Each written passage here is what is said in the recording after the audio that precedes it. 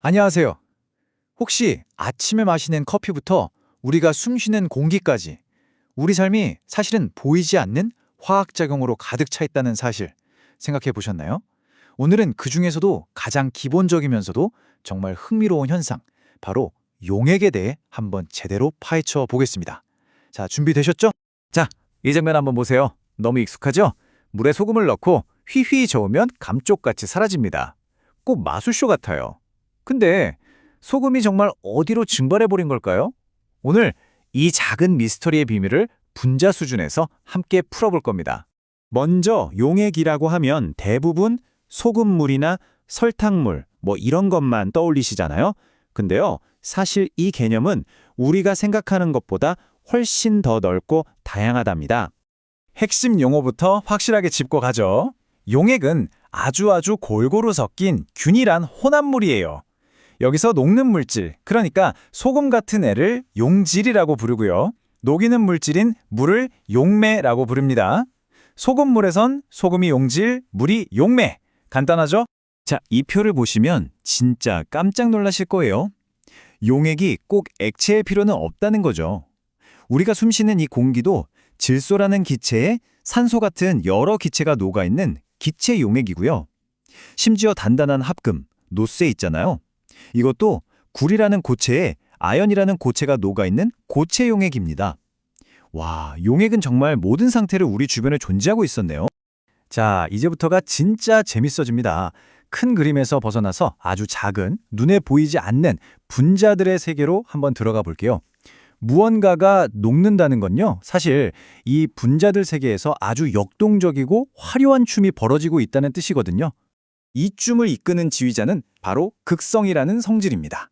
이게 뭐냐면요, 물 분자를 예로 들면 전하가 분자 내에서 한쪽으로 살짝 쏠려 있어요. 그래서 마치 아주 작은 꼬마 자석처럼 한쪽은 플러스, 다른 쪽은 마이너스 성질을 살짝 띠게 됩니다. 이 꼬마 자석 같은 성질이 모든 마법의 비밀입니다. 여기 아주 단단하게 뭉쳐있는 소금 결정이 있습니다. 플러스 전기를 띤 나트륨 이온이랑 마이너스 전기를 띤 염화 이온이 서로 손을 꽉 잡고 아주 질서정연하게 서 있는 상태예요. 그런데 여기에 물이 들어오면 어떻게 될까요? 아까 말했던 그 꼬마 자석들, 물 분자들이 소금 결정으로 막 달려들어요.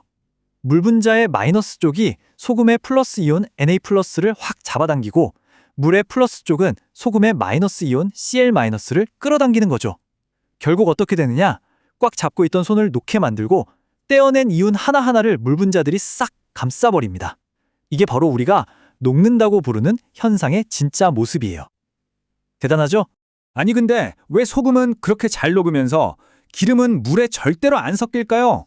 여기에도 아주 간단하면서도 강력한 화학세계의 황금률이 하나 있습니다. 바로 비슷한 것끼리 서로 녹인다는 원칙입니다. 흔히 끼리끼리라고 하잖아요. 화학세계에서도 똑같아요. 물처럼 극성을 띠는 용매는 극성을 띠는 용질을 잘 녹이고요. 극성이 없는 비극성 용매는 비극성 용질을 잘 녹입니다. 서로 성질이 비슷해야 친해질 수 있다는 거죠. 설탕 분자를 한번 자세히 들여다볼까요? 여기저기 OH 산소수소 결합이 많이 보이죠? 바로 이 부분들이 물 분자가 달라붙기 좋아하는 자석 손잡이 같은 곳들이에요. 즉, 극성 부위인 거죠. 물이랑 친해질 구석이 이렇게나 많으니까 물에 넣으면 그렇게 잘 녹는 겁니다. 반면에 기름 분자는 어때요? 그냥 탄소랑 수소가 길게 쭉 이어져 있을 뿐이죠.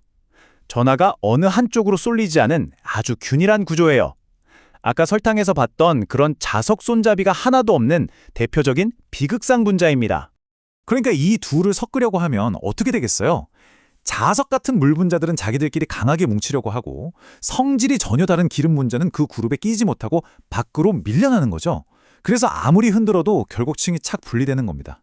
비슷한 것끼리 녹는다는 규칙이 바로 이런 눈에 보이는 결과를 만들어내는 거예요.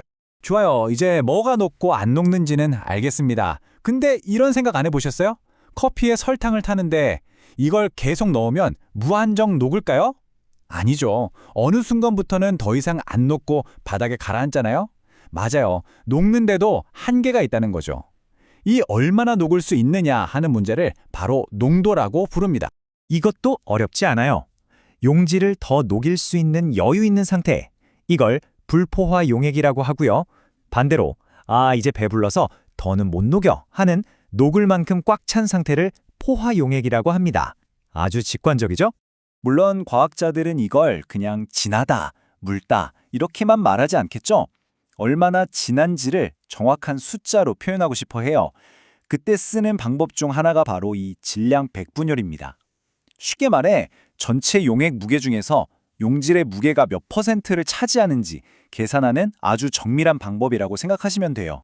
자, 지금까지 분자니 극성이니 좀 복잡한 얘기를 한 것 같지만요. 이게 사실 우리 삶과 정말로 밀접하게 연결된 이야기거든요. 핵심은 이겁니다. 용액은 절대 실험실에만 갇혀있는 개념이 아니에요.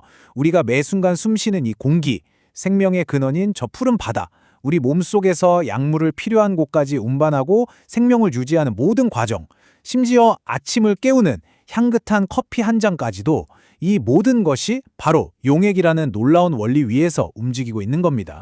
그러니 다음에 커피를 내리실 때 그냥 뜨거운 물을 붓는다고만 생각하지 마시고 내가 지금 보이지 않는 분자들의 멋진 춤을 시작시키고 있구나 하고 상상해 보세요. 평범했던 주방이 순식간에 아주 경이로운 화학 실험실로 바뀔 겁니다. 오늘 이야기는 여기까지입니다.